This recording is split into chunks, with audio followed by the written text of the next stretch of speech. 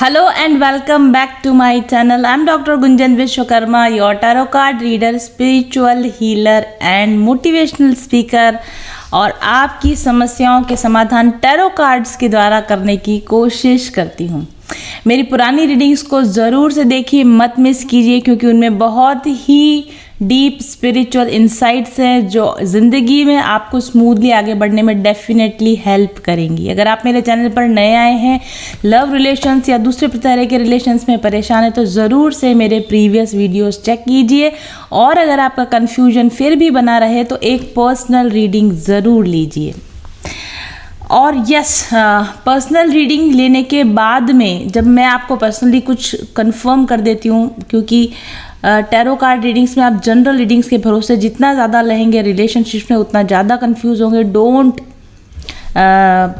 क्योंकि मेरे पास कार्ड भी यहाँ कन्फ्यूजन का आया, इसीलिए मैं बोल रही हूँ, कन्फ्यूजन में मत रहिए। कन्फ्यूजन में रहना सबसे बैड स्थिति है, बुरी स्थिति में रहना है। मैं जब भी कन्फ्यूजन में होती हूँ तो मैं किस तरीके से उस कन्फ्यूजन से बाहर निकलती हूँ, अभी इस रीडिंग में भी आपको बताऊँगी। प्रोफेशनल हेल्प लेना सीखिए। अभी भी हमारे इंडिया में इस तरह का कल्चर नहीं है कि अगर हम मेंटली किसी चीज़ से परेशान हो रहे हैं, स्ट्रेस एंग्जाइटी से परेशान हो रहे हैं या कोई रिलेशनशिप वगैरह के इश्यूज है, तो हम अभी भी प्रोफेशनल हेल्प को अवॉइड करते हैं, जो कि नहीं करना चाहिए।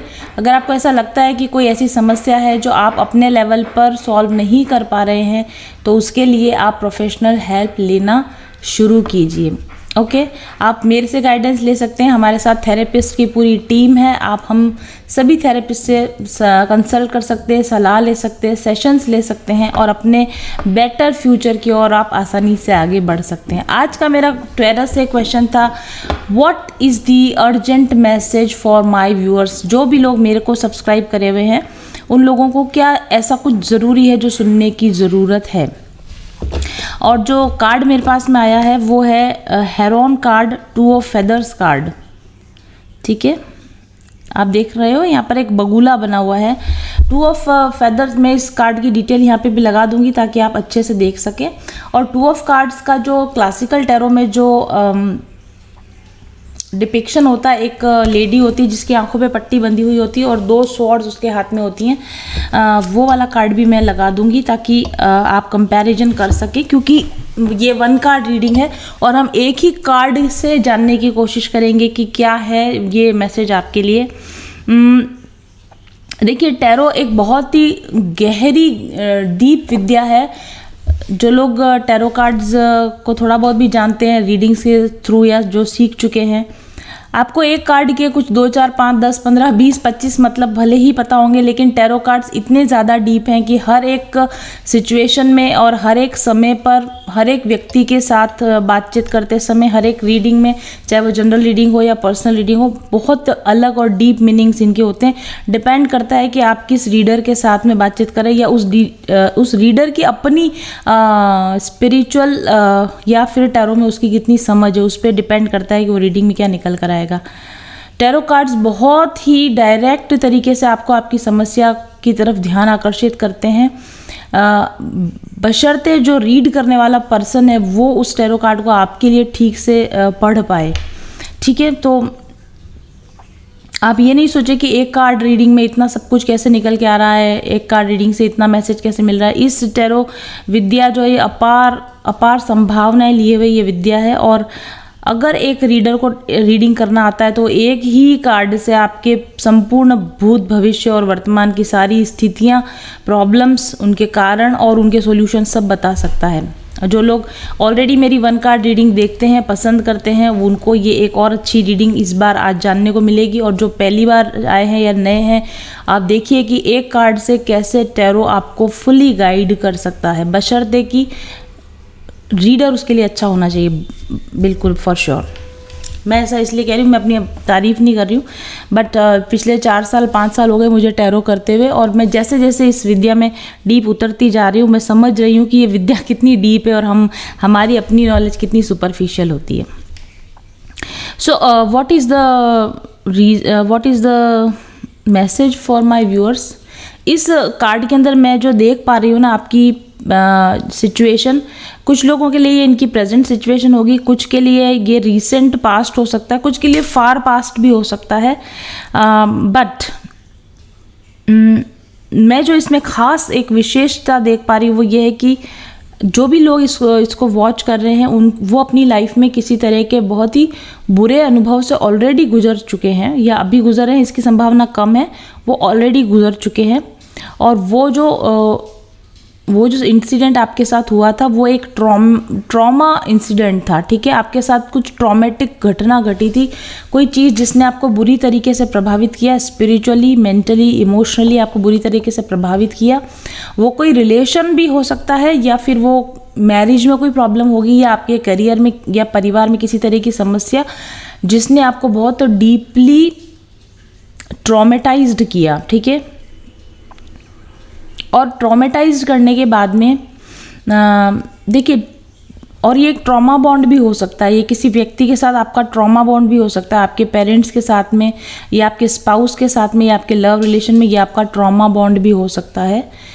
टू ऑफ स्वॉर्ड्स जो कार्ड है ना, वो एक तरह का स्टिलनेस का कार्ड है, स्टकनेस का कार्ड है। जब आप कोई डिसीजन नहीं ले पाते, जब आप इनडिसीजन की सिचुएशन में होते हो, और ये इंडिसीजन जो मुझे यहाँ पे नज़र आ रहा है वो किसी पास्ट ट्रॉमा की वजह से नज़र आ रहा है। आपके साथ कोई ऐसी घटना घटी जिसकी वजह से अभी आप अपनी लाइफ में स्टक फील कर रहे हो और मूव ऑन नहीं कर पा रहे हो चीज़ों से, ऐसा मुझे आपके लिए लगता है। इस कार्ड को आप देखिए, जहाँ मैंने लगा रखा होगा इमेज, आप देखिएगा, बगुला बना हुआ है इसमें, ठीक है। बगुला पानी का ही जीव है, पानी में, लेकिन आप इस बगुले को ध्यान से देखोगे तो ये ज़मीन पर उतर आया है, मतलब पानी में इसको किसी तरह का, आप देखो इसके चेहरे के एक्सप्रेशन देखो, ये एकदम स्टिल होके पानी की तरफ ऐसे देख रहा है जैसे कि वो पानी से डर रहा है या दोबारा पानी में जाने के लिए बारे में सोच रहा है कि मुझे पानी में अब जाना चाहिए, उतरना चाहिए कि नहीं उतरना चाहिए।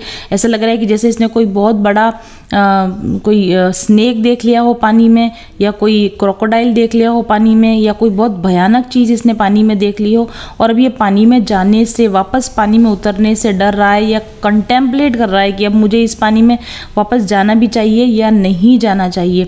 इस तरह की आपकी सिचुएशन है, कोई चीज़ जिससे आप बहुत बुरी तरीके से घबराए हुए हैं, डरे हुए हैं। फिलहाल के लिए, अभी के लिए तो आप बच गए हैं, एक बार के लिए तो शायद आपकी इंट्यूशन ने आपको बचा लिया या किसी टाइमली किसी हेल्प ने आपको बचा लिया, लेकिन दोबारा से उस चीज़ को फेस करने में अब आपको डर लग रहा है या आपको लग रहा है कि और ख़तरा, अभी और कोई ख़तरा तो नहीं है, या मेरे साथ फिर से यही घटना तो नहीं घट जाएगी, या मुझे फिर से इसी ट्रॉमेटाइज्ड अनुभव से फिर से तो नहीं गुजरना पड़ जाएगा। इस तरह की किसी एनर्जी में डेफिनेटली आप अभी हैं, या फिर आप पास्ट में थे, या फिर आप पास्ट में जब भी इस एनर्जी में थे वो ट्रॉमा अभी भी आपके अंदर स्टक है, क्योंकि ट्रॉमा आसानी से रिलीज़ नहीं होता। कई बार ऐसा होता है ना कि कोई घटना घटती है और थोड़े दिनों बाद हम उसको भूल जाते हैं, अपनी लाइफ में आगे बढ़ जाते हैं और हमको भूल ही जाते हैं उस घटना को। ऐसा लगता है कि अब तो ये बहुत पुरानी बात हो गई, इसका अब आज के मेरी लाइफ से क्या लेना देना है। बट मैं आपको बता रही हूँ, जब तक कि अगर आप किसी ऐसी घटना से गुजरे हैं जिसने उस वक्त में आपको बहुत बुरी तरह से प्रभावित किया था और आपने उसको हील करने के लिए कोई प्रॉपर हीलिंग मेथड नहीं अपनाया है, ठीक है, उस ट्रॉमा को रिलीज़ करने के लिए आपने कोई प्रॉपर मेथड नहीं अभी तक लिया, वो ट्रॉमा आपकी बॉडी में ट्रैप हो जाता है, डीप इनसाइड सबकॉन्शियस माइंड में वो ट्रॉमा चले जाता है, और वो जो ट्रॉमा है वो आपके अंदर रिसाइड करता है, अंदर रहता है। भले ही आपकी डे टू डे एक्टिविटी में रोज़ाना आप इस चीज़ को महसूस नहीं कर पाते हो, लेकिन अगर दोबारा फिर से वैसी ही कोई घटना आपके साथ घटती है तो आप आपकी बॉडी में वही ट्रॉमा सिम्टम्स फिर से आने लग जाते हैं। अगर आप डरे हुए होगे उस समय पे, तो अब वैसी ही घटनाएं जब आपके साथ घटने लगेंगी, या शुरुआत होगी या सिर्फ आपको खतरा होगा कि वैसा ट्रॉमा मेरे साथ फिर से हो सकता है, तो आप वैसे ही रिएक्शंस देने लग जाते हो, आपको डर लगने लग जाता है, एंग्जाइटी होने लग जाती है, ठीक है, आप भागने लग जाते हो सिचुएशन से। तो यहाँ पर मुझे जो सिचुएशन दिख रही है वो दो तरह की सिचुएशन दिख रही है। या तो आपने रिसेंटली किसी ट्रॉमा बॉन्ड को तोड़ा है, किसी ट्रॉमा रिलेशन को ख़त्म किया है और आप उससे मूव ऑन करने की कोशिश कर रहे हो, और या फिर बहुत पहले आपके साथ ऐसी कोई घटना घटी थी जिसमें से आपको लगता है कि आप शायद वो चीज़ को पीछे छोड़ चुके, बट स्टिल वो ट्रॉमा अभी भी आपकी बॉडी में है, ठीक है। और आज भी जब भी कभी आप उसी तरह की सिचुएशन से गुजरते हो तो सेम तरह के फियर, सेम तरह की फीलिंग्स आपको होती हैं, आपको डर लगता है। ठीक है, इस कार्ड के अंदर अगर आप देखोगे तो ये जो बगुला है ना, इसके पीछे ऐसे 2 बाल खड़े हुए दिख रहे हैं आपको, ऐसे 2 फेदर्स खड़े हुए दिख रहे हैं। All time you are like in a that, जैसे हर समय कॉन्शियस रहता है ना इंसान, ओवर कॉन्शियस रहता है। जब कोई घटना एक बार वो कहावत है ना, दूध का जला छाछ भी फूंक के पीता, उस तरह की आपकी स्थिति मुझे लगती है। एक बार बेवकूफ़ बन जाने के बाद, या आपके साथ चीटिंग हो गई, आपके साथ बैक स्टैबिंग हो गई, किसी ने आपके साथ झूठ बोल दिया, किसी ने आपको धोखा दे दिया, now you are like still you are over conscious. आप लोगों को बहुत ज़्यादा कीनली ऑब्जर्व करते हो कि कहीं मेरे साथ गलत तो नहीं हो रहा। आप रेड फ्लैग्स के लिए बहुत ज़्यादा होशियार रहते हो, हर समय चौकन्ने रहते हो। यस, चौकन्ना इज़ द राइट वर्ड। आप हर समय चौकन्ने रहते हो कि आपके साथ जो पहले हो गया, घटना घट गई, वापस तो नहीं घट जाएगी, ये इंसान दोबारा परेशान करने तो नहीं आ जाएगा, यही सेम चीज़ें मेरे साथ फिर से तो नहीं हो जाएंगी, मैं इसी तरह की परेशानी में फिर से तो नहीं फंस जाऊंगी या फंस जाऊंगा। इस तरह का अलार्मिंग नेचर आपका हो गया है इस वक्त में, और आप बहुत ज़्यादा ओवर कॉन्शियस हैं, जो कि एक रिलैक्स्ड लाइफ जीने में आपको बाधा पैदा कर रहा है। कि एक नॉर्मल लाइफ होती है ना, कि खतरा नहीं है कुछ भी, आप आराम से रिलैक्स हो रहे हो, ऐसा नहीं है। आप ना हर समय आपके बैक ऑफ द माइंड में एक खतरे की घंटी सी बजती हुई रहती है, आप रिलैक्स नहीं हो पा रहे। वो चीज़ भले ही आपके सामने फेस टू फेस नहीं है, लेकिन कहीं ना कहीं आपके माइंड में वो ट्रॉमा हमेशा बना रहता है कि ये चीज़, ये घटना फिर से ना हो जाए, ऐसा मेरे साथ फिर से ना हो जाए, ऐसा। दूसरा, अगर इस कार्ड के अंदर आप देखेंगे कि तो 2 फेदर्स पानी के अंदर ऐसे क्रॉस पोजीशन में पड़े हुए हैं। आपको ना समय समय पर अलार्मिंग सिग्नल्स या एंजल्स की तरफ से या यूनिवर्सल सिग्नल्स भी मिलते होंगे, जिससे कि आपको ऐसा लगता है कि अभी भी वो चीज़ मेरे आसपास है, अभी भी वो चीज़, वो खतरा अभी तक टला नहीं है। ऐसे अलार्मिंग साइंस भी आपको मिल रहे होंगे, मिलते रहते होंगे। ठीक है, sorry for this back noise, यहाँ पर कोई मशीन चल रही है पास में तो आवाज़ आ रही है। ये वाला जो कार्ड है ना, मैं इतनी सारी जो रामायण गाई है ना, वो इसलिए गाई है क्योंकि ये वाला जो कार्ड है, इसमें जो आप या ये जो ये एनिमल है, बर्ड है, ये जिस तरह के एनर्जी में दिख रहा है ना, ये फ्रीज रेस्पॉन्स कहलाता है। फ्रीज रेस्पॉन्स क्योंकि ट्रॉमा के बाद में जो रेस्पॉन्सेज होते हैं, अलग अलग तरह के रेस्पॉन्सेज होते हैं, fight, flight, freeze and fawn, ये 4 आपने कभी नाम सुने होंगे। तो आफ्टर पोस्ट ट्रॉमेटिक सिम्टम्स जो होते हैं, उसमें fight is a first symptom, कि आप लड़ने जाते हो, कन्फ्रंट करते हो। शुरुआत में आप कोई व्यक्ति, आपको लगता है मेरे साथ कुछ गलत हो रहा है, तो आप कन्फ्रंट करते हो, अपनी बात रखते हो, फाइट। उसके बाद आता फ्लाइट। लेकिन जब आपको लगता है कि आपकी नहीं चलेगी, या आप ओवर पावर कर रहा है कोई दुश्मन या जो भी सिचुएशन व्यक्ति है आपको, तो आप फ्लाइट करते हो, आप वहाँ से भाग जाते हो, मूव ऑन करने की कोशिश करते हो। तीसरा रेस्पॉन्स होता है वो फ्रीज रेस्पॉन्स होता है, जब आप बहुत अधिक डर जाते हो और कुछ भी करने के लिए आप फ्रीज हो जाते हो। आपको ऐसा लगता है अब मुझसे कुछ भी नहीं होगा, आप कुछ एक्शन नहीं ले पा रहे हो, आप कुछ डिसीजन नहीं ले पा रहे हो, इनडिसीजन की स्थिति में आ गए हो, आप वर्क नहीं कर पा रहे हो, अपनी नॉर्मल लाइफ में वापस नहीं जा पा रहे हो, और आप पुरानी चीज़ों को भूल कर फिर से एक नई शुरुआत अभी करने की सोच रहे हो, बट कर नहीं पा रहे हो, डर की वजह से, फियर की वजह से। उस तरह का फ्रीज रेस्पॉन्स मुझे यहाँ पर आपके लिए नज़र आ रहा है। तो मुझे ऐसा लगता है कि आप में से बहुत सारे लोग ट्रॉमा से गुजर चुके हैं, और वो ट्रॉमा के सिम्टम्स अभी भी आपके अंदर हैं। वो ट्रॉमा की वजह से उस ट्रॉमा की वजह से फ्रीज रेस्पॉन्स अभी भी आपके अंदर कहीं ना कहीं स्टक है, आपकी बॉडी में कहीं ना कहीं स्टक है, और शट डाउन हो चुके हैं। आप अपनी लाइफ में, नॉर्मल लाइफ में, या जो भी आप वर्क करते होगे, उस वर्क में आप वापस से नॉर्मली अपने काम को आप नहीं कर पा रहे हो, और कहीं ना कहीं आपका कॉन्फिडेंस थोड़ा लूज हो गया है। Hesitation, yes definitely hesitation.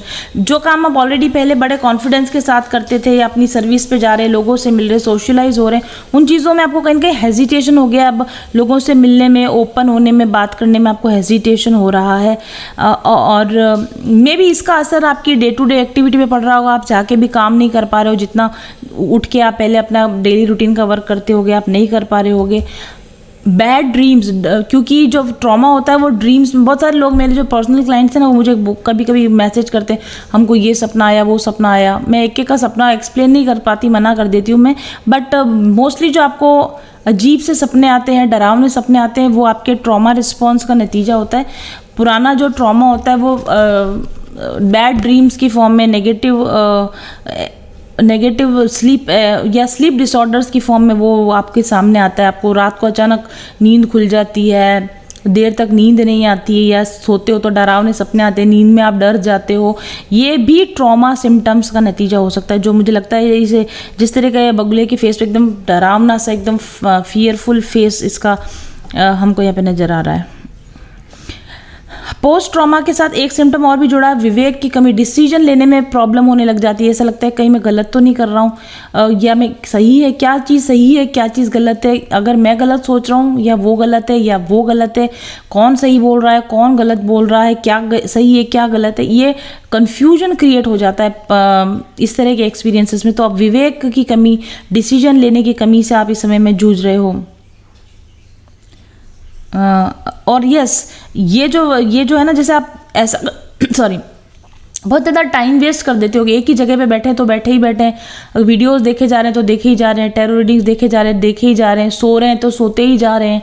आपको टाइम का मिसमैनेजमेंट हो गया होगा, मतलब बहुत अधिक समय आप स्टिलनेस में गुजार रहे हो, प्रोडक्टिव नहीं हो, स्टिलनेस में आप समय गुजार रहे हो। अपने आप में खोए रहना, अपने आप से दिमाग में कुछ चिंतन चले जा रहा है तो चले ही जा रहा है, सोशल लाइफ से कट ऑफ हो गए, फैमिली से कट ऑफ हो गए, फ्रेंड से, अपने स्पाउसेस से आप कट ऑफ हो गए हो। ठीक है, आप एक ही रोलर कोस्टर में पुरानी पुरानी बातें, मेमोरीज आ रही है, पुरानी पुरानी बातें आप सोचे जा रहे हो। इस तरह की कोई सिचुएशन में आप फंसे हुए हो या फंसे हुए थे, ठीक है, और आपको लगता है कि आप ठीक हो गए हो, बट मुझे लगता है कि अभी भी काफ़ी आपका हिस्सा इसी एनर्जी में स्टक है। ये ट्रॉमा और ये सिम्टम्स आपकी बॉडी में स्टक है, समय समय पर आपको रिलैप्स होता होगा, इस ट्रॉमा का रिलैप्स आपको होता होगा। दो मेजर चीज़ों के बीच में डिसीजन लेने की आप कोशिश कर रहे हो, आपको पता भी है वैसे आप कि क्या करना चाहिए, बट आप डिसीजन ले नहीं पा रहे हो उन चीज़ों में। आपको अपने लॉन्ग टर्म गोल्स पता होंगे, आपको आपकी लाइफ की वैल्यूज़ पता होंगी, बट आप स्टक हो गए, कॉन्फ्लिक्ट, इनर कॉन्फ्लिक्ट में आप फंस गए होगे, ऐसा मुझे आपके लिए लगता है। ओके, ये सिचुएशन इस 2 ऑफ स्वॉर्ड्स कार्ड से दिखती है। अब इसका सोल्यूशन क्या है? इसका सोल्यूशन वही है जो इस कार्ड में इसका एनर्जी है। 2 ऑफ स्वॉर्ड जो कार्ड है ना, ये बैलेंस और ऑब्जेक्टिविटी का भी कार्ड है। बैलेंस के साथ में, ऑब्जेक्टिविटी के साथ में, ओके ऐसा हो गया है, ऐसा होना चाहिए था, ऐसा नहीं हुआ है, मतलब ऑब्जेक्टिविटी के साथ पहले तो सब चीज़ उसको एक्सेप्ट करो कि हाँ मेरे साथ ऐसा घट गया है, इसकी वजह से मेरे पर बैड असर पड़ा है और अब मुझे फिर से बैलेंस में आने की ज़रूरत है। तो सबसे पहले अपने आप को इस चीज़ में लाना कि मुझे बैलेंस में आने की ज़रूरत है, मुझे इन डिसीजन से मुझे अब बाहर आने की ज़रूरत है, मुझे अपने पास्ट इमोशंस को रिलीज़ करने की ज़रूरत है, मुझे प्रेजेंट मोमेंट में रहना है। ठीक है, ये सारी चीज़ें आपको एक्नॉलेज करनी होंगी। पहले जो कुछ घट गया उससे मुझे अब डिटैच होने की ज़रूरत है, आगे मूव ऑन करने की ज़रूरत है। उस मूव ऑन को करने में क्या चीज़ मुझे प्रॉब्लम क्रिएट करी, उसको आइडेंटिफाई करके उस कॉज को, उस कारण को रिमूव करने की आपको ज़रूरत है। विक्टिम मेंटालिटी के साथ मत सोचो कि मेरे साथ ऐसा ही हो गया, ऐसा मेरे साथ कैसा हो गया, उसने मेरे साथ ऐसा कैसे कर दिया, ये मत सोचो। क्लियर ऑब्जेक्टिव के साथ सोचो, मेरे साथ गलत हो गया, इस व्यक्ति ने मेरे साथ गलत कर दिया, अब नाउ व्हाट नेक्स्ट, अब मुझे क्या करना चाहिए। हम उस चीज़ के ऊपर आएंगे तो जल्दी डिसीजन मेकिंग जल्दी हो जाएगी। Time of reflection, 2 of swords is a card of time of internal reflection, introspection. ये जो सिचुएशन थी इसमें मैं कितना जिम्मेदार हूँ, मेरी क्या गलती रही, रिफ्लेक्ट बैक करना और अपने आप को सुधारने का प्रयास करना। अपने इंटरनल डायलॉग के द्वारा अपने आप से बातें करना, अपनी फीलिंग्स को समझना, मुझे ये फील हो रहा है, मैं इसको कैसे रिलीज़ कर सकता हूँ, या आपके अंदर के डरों को पहचानना, उन डरों को आप कैसे ओवरकम कर सकते हो। एंड डेफिनेटली मुझे ऐसा लगता है इस सिचुएशन के साथ में कि you are not able to do this on your own. आप अपने आप से नहीं कर पा रहे हो, कोशिश करी होगी आपने पर नहीं कर पा रहे हो। देन आपको किसी न किसी के साथ इसको कम्युनिकेट करने की ज़रूरत है, इसको बोलने की ज़रूरत। क्लोज्ड ऑफ मत हो जाओ, मैं किसी को नहीं बताऊंगा, मैं किसी को नहीं देखूंगा, मैं किसी को, इस तरह का नहीं। आपको कम्युनिकेशन करने की ज़रूरत है आपकी किसी फ्रेंड के साथ में या किसी सपोर्टिव मेंबर के साथ में। और कोई नहीं मिलता है तो फिर आप हीलर के साथ में, किसी अच्छे थेरेपिस्ट के साथ में, काउंसलर के साथ में। ठीक है, आपको क्या कम्युनिकेट करना है। ठीक है, और फिर ये जो कार्ड है ना, जैसे आंखों पे पट्टी बंधी हुई, ये बताता है कि डेफिनेटली ऐसा कुछ है, इस प्रॉब्लम का सॉल्यूशन आपको ऐसा इसलिए नहीं मिल रहा है क्योंकि कुछ हिडन इन्फॉर्मेशन है जो आपको अभी तक पहुंची नहीं है। कोई इस प्रॉब्लम के कोई ब्लाइंड स्पॉट्स हैं जिन पर अभी लाइट डालने की ज़रूरत है, क्योंकि कोई भी चीज़ का सॉल्यूशन हमको तब तक नहीं मिलता जब तक कि उसकी सारी जानकारी, बैकग्राउंड, उसका सारा जानकारी हमको इकट्ठी नहीं हो जाती है। तो ये जो प्रॉब्लम है जिसका सॉल्यूशन आपको नहीं मिल रहा है, तो इसके बारे में और जानकारी, जो हिडन इन्फॉर्मेशन है, जो सीक्रेट्स हैं, जो आपको नहीं पता है, जो ब्लाइंड स्पॉट्स हैं जिन पर आपकी पहुँच नहीं पड़ी है, वो उन पर रोशनी डालने की, उनके बारे में जानने की आप कोशिश करो। इस सिचुएशन में इस व्यक्ति के लिए क्लैरिटी पाने की कोशिश करो, और क्लैरिटी आपको 10 टैरो कार्ड रीडिंग से नहीं मिलेगी, ये मैं आपको बता देती हूँ। कल भी मेरे साथ एक रीडिंग ली थी, किसी ने बोले थे, एक रीडर बोलता है ही विल कम बैक, एक रीडर बोलता है ही हैज़ मूव्ड ऑन। तो मुझे समझ में नहीं आता मैं क्या करूँ। फिर वो मेरे पास रीडिंग के लिए आया, फिर मैंने उनको क्लियर किया कि क्या करना है। ठीक है, तो प्रॉपर इन्फॉर्मेशन उस चीज़ के बारे में आप लेने की कोशिश कीजिए। और अपने ये जो कार्ड है ना, ये पैरालिसिस का कार्ड है, कर कुछ भी नहीं रहा, नो मूवमेंट का कार्ड है। तो मूवमेंट में आइए, बैठे बैठे टाइम वेस्ट मत करते रहिए, वन बाय वन जैसे भी हो सके अपने आप को मूवमेंट में लाने की कोशिश कीजिए, फियर्स पे कंट्रोल करने की कोशिश कीजिए, और पुराने पास्ट के डरावने अनुभवों से अपने प्रेजेंट को ख़राब होने मत दीजिए, पास्ट के ख़राब अनुभवों से अपने फ्यूचर को ख़राब आप मत होने दीजिए। जिन चीज़ों पर आपको तुरंत एक्शन लेने की ज़रूरत है उन पर तुरंत एक्शन लीजिए, प्रोकास्टिनेट मत कीजिए। करूँगा, चेंज करूँगा, बदलूंगा, मेडिटेशन करूँगा, हीलिंग करूँगा, कभी करोगे, अभी करने का टाइम है। This is the time to do all the things. और अगर आपसे अकेले से ये नहीं पॉसिबल है, आउटसाइड गाइडेंस लेने की ज़रूरत है, तो आउटसाइड गाइडेंस भी आप लीजिए, मुझे आपके लिए ऐसा लगता है।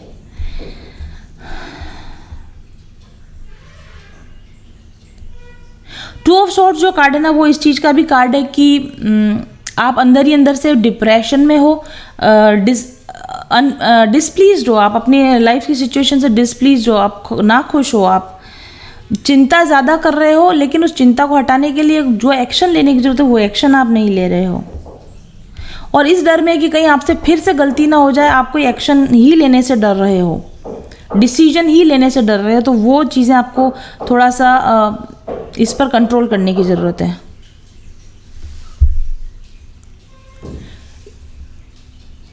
थिंकिंग कीजिए, ओवर थिंकिंग मत कीजिए, चिंतन कीजिए, चिंता मत कीजिए, मेडिटेट कीजिए, ध्यान कीजिए, लेकिन चिंता में ग्रसित मत रहिए। ठीक है, प्रेजेंट मोमेंट में रहकर चिंतन कीजिए, ना कि पास्ट की मेमोरीज में खोए हुए रहिए और इंडिसीजन में रहिए। ये मैसेज डेफिनेटली आपके लिए यहाँ पर है।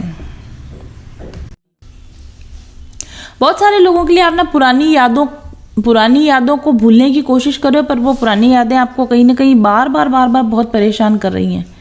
ठीक है, मेमोरीज का लेट गो आप नहीं कर पा रहे। मेमोरीज से बाहर निकलने के लिए भी थेरेपीज होती हैं। मैं थेरेपी पर ज़्यादा जोर देती हूँ, बजाय इसके कि आप उसी चीज़ में स्टक रहो। सेल्फ केयर प्रैक्टिसेस कीजिए। ठीक है, फियर को कंट्रोल करने की कोशिश कीजिए भले ही। और यस, ट्रॉमा से बाहर निकलना का जो प्रोसेस होता है वो एक स्लो प्रोसेस होता है, तो रातों रात हीलिंग की प्रयास मत कीजिए कि आज मेडिटेशन किया कल अच्छा फील होना चाहिए, एक थेरेपी सेशन ले लिया अब मेरा प्रॉब्लम हमेशा के लिए सॉल्व हो जाना चाहिए। It is a slow process, इसको समय दीजिए, इसके साथ आपको अपने साथ मेहनत कीजिए, तब आप फिर से अपनी उस पुरानी एक्टिव मोड में आप वापस से आ पाओगे। खुद के साथ थोड़ा सा सपोर्टिव, खुद का सपोर्ट देने की, खुद को प्यार करने की, खुद के साथ कंपैशन काइंडनेस के साथ बिहेव करने की। बहुत ज़्यादा स्ट्रिक्ट मत हो जाइए खुद के साथ। मैंने ये गलती कर दी है, मैंने ये कैसे कर दिया, मुझसे ये कैसे हो गया, इतनी बड़ी फूल मैं कैसे बन गई, सामने पड़ी हुई चीज़ मुझे कैसे नज़र नहीं, सामने पड़ा हुआ, सामने सब कुछ आंखों के सामने था, मैं कैसे नहीं पहचान पाई, इतनी अंधी कैसे हो गई, इतनी बेवकूफ़ कैसे बन गई। इस तरह से अपने आप को ना गिल्ट में डालना, गिल्ट ट्रैप में डालना बंद कर दीजिए। आपकी इनर स्ट्रेंथ, आपका इंटरनल, आपका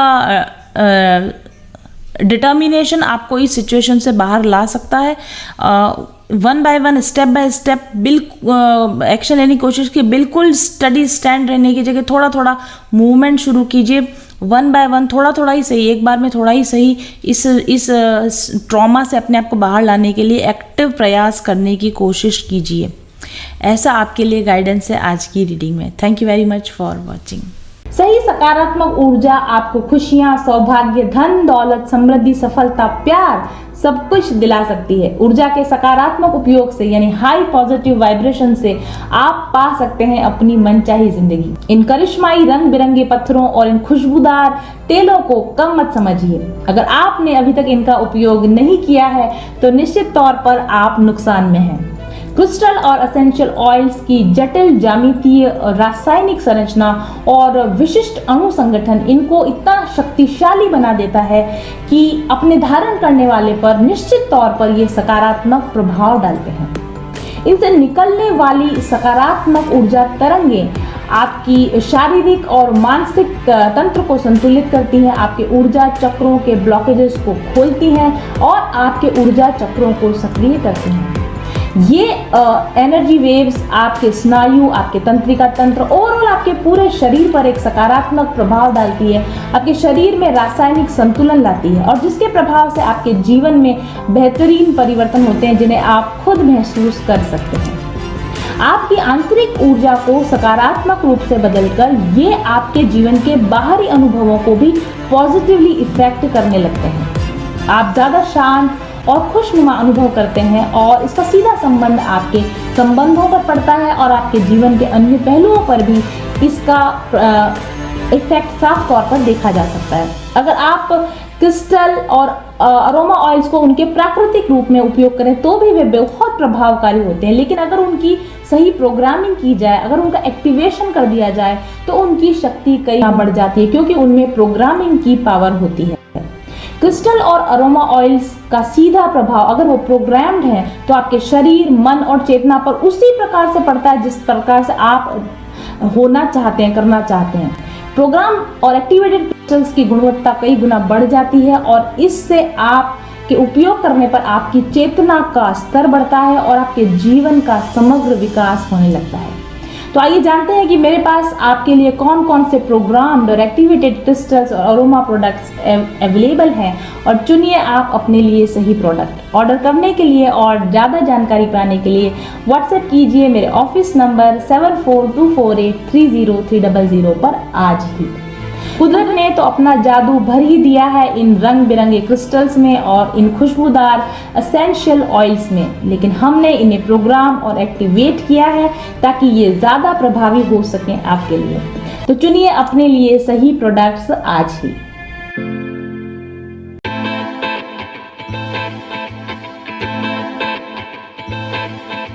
चल पथिक उस देश जहाँ पर सूरज सा उजाला, चल पथिक उस देश जहाँ पर सूरज सा उजाला, चांद सी शीतलता है हर पल जो फूलों की माला, एक दूजे का हाथ थाम कर आगे बढ़ते जाए, मधुर गीत के गुंजन के संग ज्ञान के दीप जलाए, भीतर की यात्रा कर ले तू थाम के हाथ हमारा, कठिन राह पर हम बनेंगे एक दूजे का सहारा, उजाले की ओर ले चले, उजाले की ओर ले चले, उजाले की ओर ले चले, उजाले की ओर ले चले, चल पथिक उस देश जहाँ पे सूरज सा उजाला, चल